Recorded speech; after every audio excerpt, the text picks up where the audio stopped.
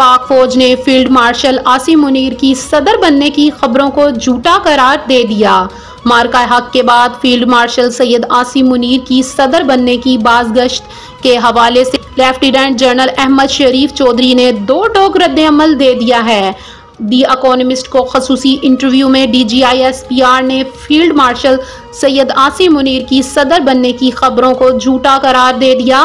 DGISPR ने मार्का हक के बाद किए जाने वाले सियासी तजर्बे मुस्तरद करते हुए कहा कि फील्ड मार्शल सैयद आसिम मुनीर के बारे में पाकिस्तान के सदर बनने की बातें मुकम्मल तौर पर बेबुनियाद हैं।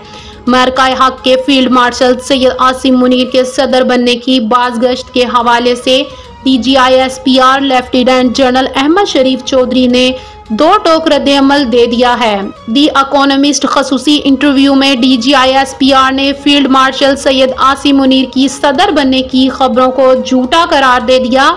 DGISPR ने मार्का हक के बाद किए जाने वाले सियासी तजर्बे मुस्तरद करते हुए कहा कि फील्ड मार्शल सैयद आसिम मुनीर के बारे में पाकिस्तान के सदर बनने की बातें मुकम्मल तौर पर बेबुनियाद हैं।